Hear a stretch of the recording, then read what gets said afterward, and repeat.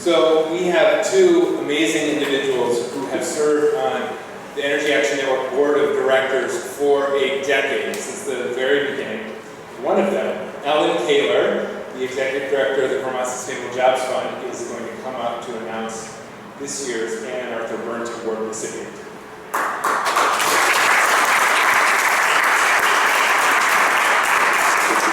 Hello everybody, lovely to see you. I am so incredibly excited to get to do this big honor.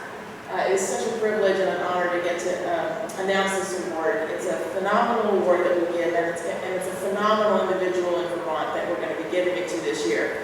So the Energy Action Network's Ann and Arthur Berndt Award was created in honor of two of EAN's founders, whose generosity and commitment has made our work possible for the past decade. The award recognizes network members who have demonstrated vision, leadership, and commitment to creating a renewable energy future for Vermont. It is awarded on an annual basis to individuals or organizations that have shown bold leadership in support of efforts to transform Vermont's energy system towards one based on efficiency and renewables. The criteria for this award include the following: extraordinary vision, bold, courageous leadership, support for change at a transformative systems-wide level, deep investment in relationships and network capacity for change, commitment to working across diverse perspectives towards a higher goal, time, commitment, and passion for the cause. Every one of these attributes is a great description of this year's recipient. Paul Costello, the Executive Director of the Vermont Council on Rural Development. In 2006 to 2007, Paul and VCRD convened the 27-member Vermont Rural Energy Council to provide a nonpartisan analysis of opportunities in rural electric generation, fuel development, and energy efficiency in Vermont. And I had the deep pleasure of being able to serve on that commission and that council. Based on inputs and on the knowledge and experience of council members, the Rural Energy Council crafted a set of recommendations, not unlike what you just said, Representative, for action. And the council's recommendations back in 2007 were, wait for it, expanding net metering, adopting clean energy policies, constructing all fuels efficiency program, improving transportation efficiency, targeting economic development assistance, building a green investment strategy, adopting time-of-use rates for electricity, beginning a Vermont carbon plan, and expanding property tax incentives for renewable development. Sound familiar? So the council and its published report was in many ways the precursor then to who we all are today. In 2009 and 2010, Ann and Arthur Berndt helped to fund what then was called Energy Action Now! And that funded 40 diverse industry stakeholders, which then led to the launch of, and they did a whole systems map, and you've probably seen that spaghetti map of ours. That led to the development of the Energy Action Network in 2011.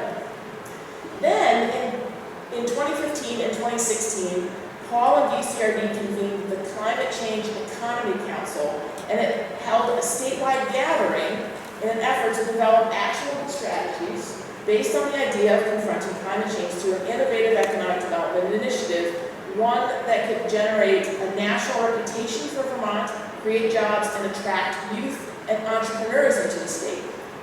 As this climate economy initiative grew, Paul and VCRD hosted the Catalyst of Climate Economy National Innovation Summit in the fall of 2017. Who was there? 500 plus people from all over the country at UVM. It was amazing.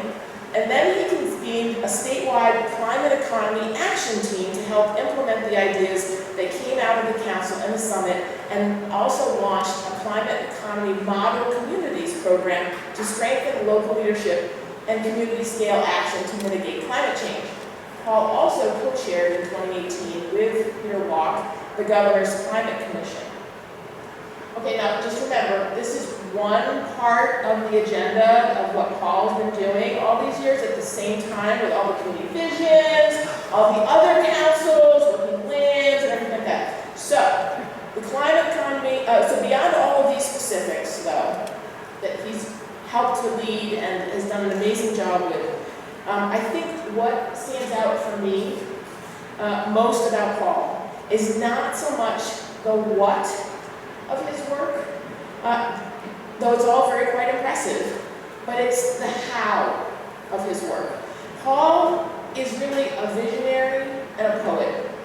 He has an incredible talent for being able to listen deeply, including what lies underneath what is being said, and is able to synthesize hundreds of discrete pieces of input into a coherent, compelling, and inspiring narrative that then moves thousands of Vermonters to action.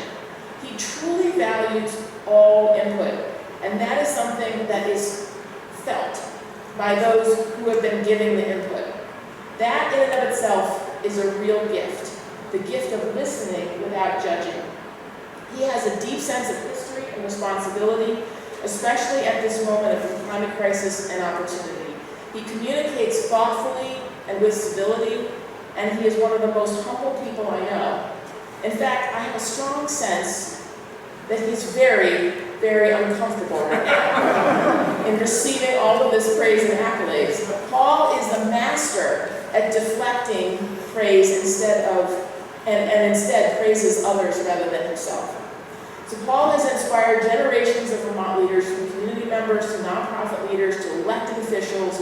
He has been a mentor and a model of service, and his commitment, both as a host and as a contributor to advancing Vermont's climate and energy conversation, has been absolutely invaluable. So Paul, on behalf of the EAN board and the whole EAN network, thank you for your leadership and service. It is our honor to present you with the 2021 Anne and Arthur Berndt Award.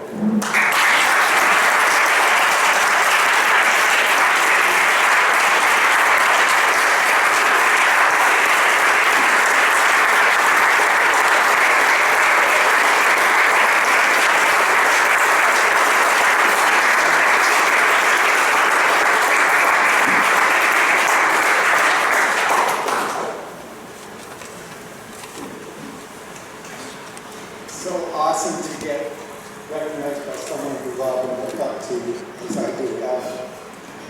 It's interesting, so many times I'm like the most ignorant person in the room, and I get to ask questions, and then people get to answers, and they think that I was important in that, but it's really the collective wisdom in the room, and it's just been an awesome, awesome job to have for the last 21 years. I want to thank Jared first, though. I think we should give Jared and his staff a standing ovation for what they've accomplished. I'm deflecting. But they deserve it, so let's give this guy.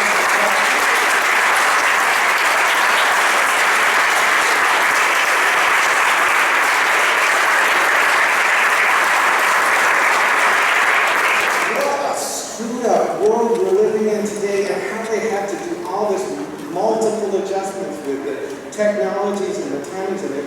If something can go wrong, it will, and they breeze through it with tremendous grace, and we should be very proud of what you've accomplished today.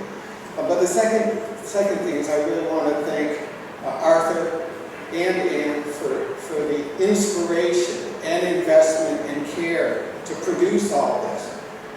Look around the world, the incredible power of each of you as individuals changing the world. We are making history here, and we have to go in with that sense of the importance of this work. But those two and their investment changed the course of the conversation in Vermont. Jared and his team are changing the course. Working together, we're changing that course.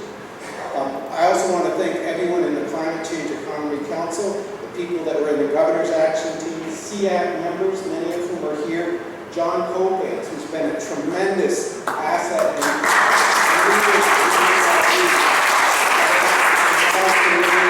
everything that's come from it. And, we are in a climate emergency. There's no getting away from the ominous power of this moment. We are in an emergency. We're also looking at the greatest economic opportunity for the community and economic transformation in world history. We're at a moment of existential purposiveness.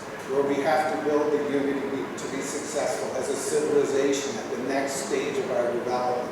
We have to think of it that way. And we have to look to each other with faith and with courage to do the big things that are necessary, not just the easy ones. We have to seize the day. And I commend you all for being part of that, and look forward to the next stages of this conversation.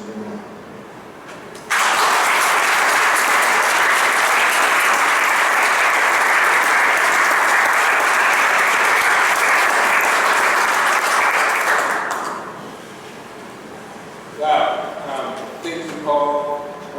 I'll just say personally, when I first came back to Vermont, I didn't know many people, and Paul took the time out of his schedule to meet with me once a month. Every morning we started at Coffee Corner, then we moved over to Down Home, and your mentorship, me and so many other people in